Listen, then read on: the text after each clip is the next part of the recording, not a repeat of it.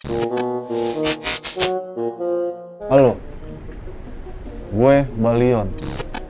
Ketemu lagi di acara prediksi skor Eropa League. Sekian lama gue telah menghilang di telan bumi. Akhirnya Mbah nongol lagi buat memprediksi skor 16 besar. Cekidot. Cimbah. Bujet nih, lu dateng asap banyak banget. Iya, biasa emang. Narik angkot. Hah? Narik angkot. Biasa belakang angkot gitu. Pantes. Gimana kabar, Mbah? Udah lama nih tidak berjumpa.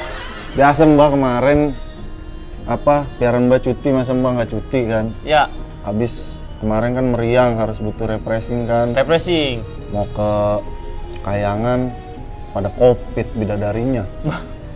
Udah mandi kali dia. Nggak tahu dah. Makanya kemarin Mbak cuti ke Eropa sekalian ngeliat Luar biasa. tim-tim yang lolos ke 16 besar nih. Wah, iya emang nih, Mbah. Nih Mbak tahu nih, pasti mau nanya tim yang pertama kali bertanding di 16 besar nih. Iya, jelas. Italia melawan Austria. Nah, itu baru mau ngomong.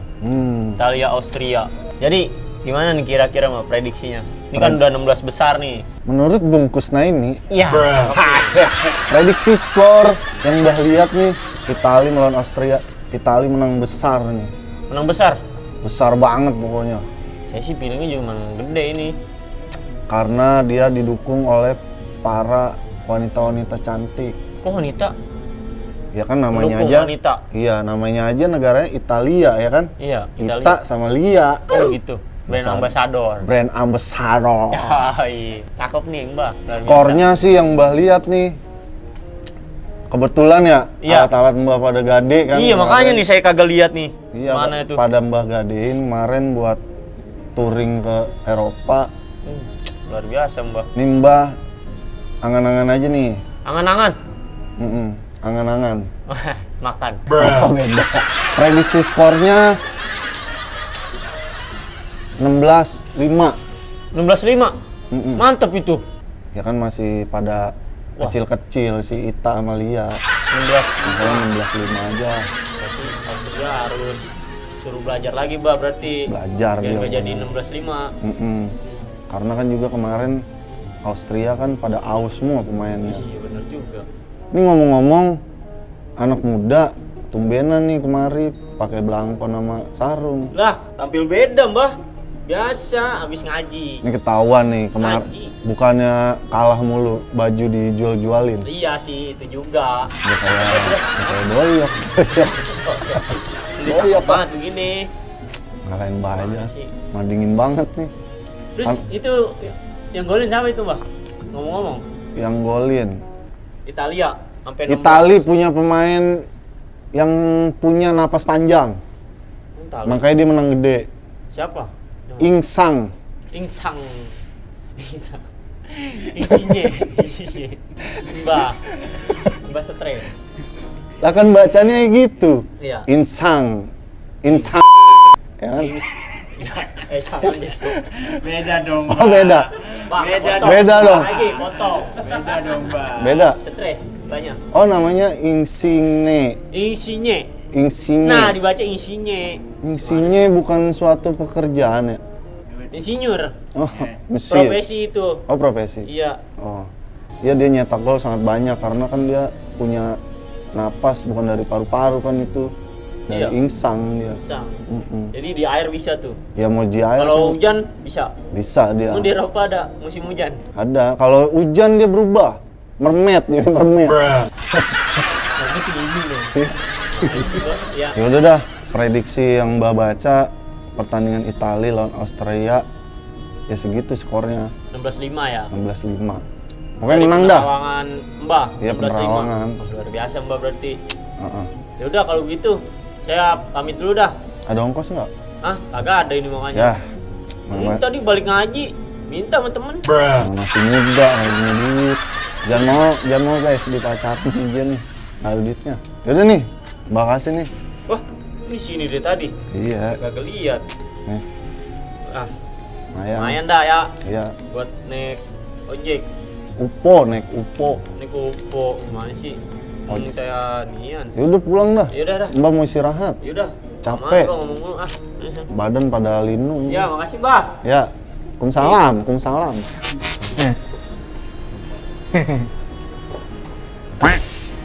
Buset. Habis ngevape lu. Wah, gue habis ilmu bang.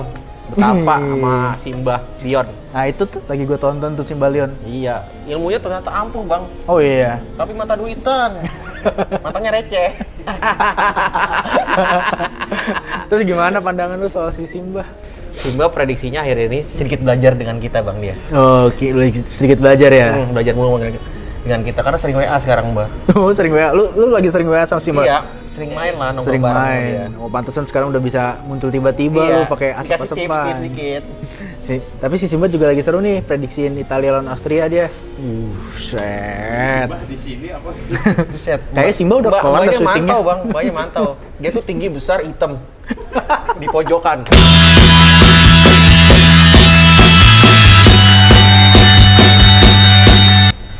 Prediksi Mbak ini buat meramaikan babak 16 besar bang, karena tuh ajang Euro tuh udah memasuki babak 16 besar kan setelah melewati babak penyisian yang cukup banyak drama. Iya benar. Italia lolos sebagai juara grup A ya. Iya, dengan hasil sempurna 9 tanpa poin, kalah. tanpa kalah dan tanpa kebobolan. Kebobolan. Sedangkan Austria adalah tim peringkat kedua ya.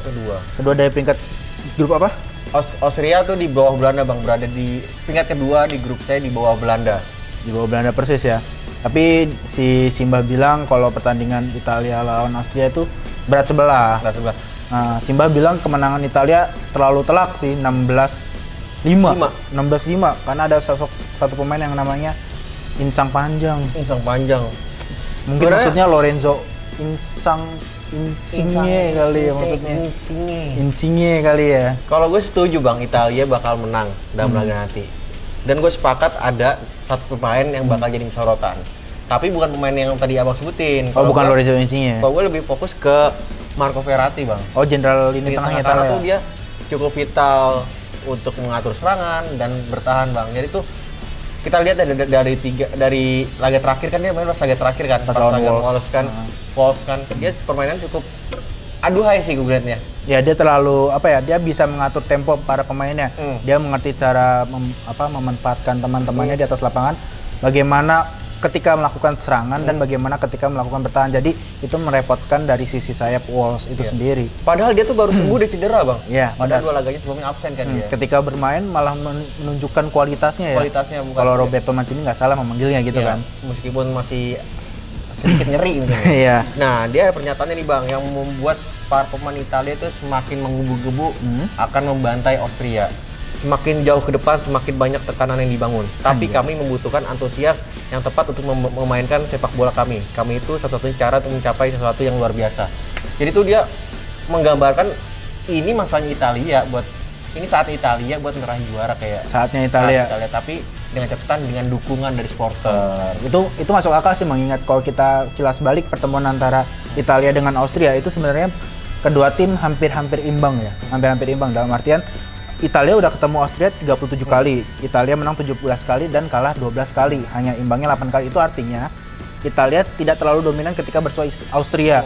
Walaupun secara di atas kertas komposisi pemain Italia saat ini lebih diunggulkan gitu. Tapi kan bola itu bundar, tidak ada yang tahu. Bahkan Denmark secara mengejutkan pun bisa lolos ya. Iya. Walaupun hanya memenangkan satu pertandingan, itu pun di laga pamungkas grup E ya. Di tangan Mancini untuk Euro kali ini Italia menjadi salah satu negara terkuat bang. Iya, salah satu kandidat juara. Kandidat juara. Sempurna lah bang catatan Italia. Sebenarnya apa sih bang kunci dari Mancini meracik Kunci dari tim? kunci dari Mancini ya, kalau menurut pandangan gue itu berawal dari kegagalan Italia di ajang Piala Dunia 2018. Dia gagal kan masuk, kemudian sistem kepelatihan diganti, Roberto Mancini masuk, hingga saat ini selama 3 tahun dia membuat Italia, skuad Italia itu seperti sebuah keluarga. Kalau menurut pandangan pribadi itu kenapa kita bisa melihat ketika Roberto Mancini menggantikan Gianluigi Donnarumma dengan sosok kiper Sirigu. Itu kalau dilihat Mancini pengen memberikan semua pemainnya kesempatan untuk bermain di ajang Euro 2020 karena dia mempunyai pengalaman pribadi ketika dia masuk ke dalam skuad Italia di tahun 1990, dia nggak pernah dimainkan sama sekali Mancini-nya. Jadi dia pengen lebih ini loh anak-anak gue juga harus ikut merasakan pesta sepak bola Eropa tuh seperti apa. Bisa dikatakan ajang Euro menjadi ajang coba-coba Bang ya buat Mancini sendiri. Buat Mancini sendiri ajang coba-coba nggak juga sih, karena komposisi pemain timnas Italia yang di bawahnya itu merata kata dia, tapi kita bisa lihat sendiri hasilnya sempurna kan, dia nggak pernah kalah, dia nggak pernah kebobolan juga, terbukti juga Italia di bawah tangan dinginnya Mancini 30 laga tak terkalahkan dengan 11 laga terakhir tanpa kebobolan. Apik. Pantas sih Bang kalau Itali misalkan nantinya emang meraih juara Euro. Tinggal bagaimana Mancini mengatur skema agar ada satu pemain timnas Italia yang hingga saat ini belum bermain. Itu namanya kiper Alex Meret dari Napoli.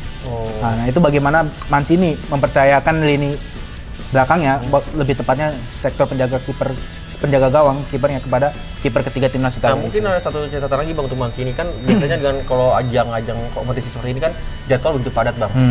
Bagaimana manajemen waktu ketika bertanding dan berlatih Bang? Berlatih dan beristirahat. Ya, itu nanti jadi tugas berat untuk Mancini sendiri ya, mengingat babak 16 besar juga kebetulan lawan yang akan dihadapi tidak terlalu sulit ya. Bukanlah dari grup F semacam Jerman, Portugal atau Prancis.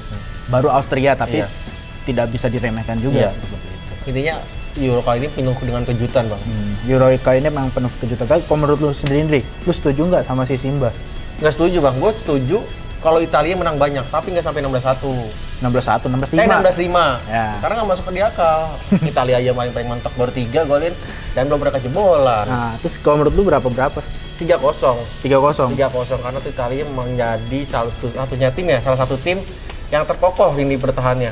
Oke. Belum tanpa gol kan masih. Tanpa gol ya. Dan tercajam lini depannya. Oke. Udah mencetak 7 gol. Oke. Kalau menurut gua sendiri Italia ya benar menang, tapi dengan catatan bagaimana mereka bisa mematikan dari di Austria itu kan ada David Alaba ya. Iya.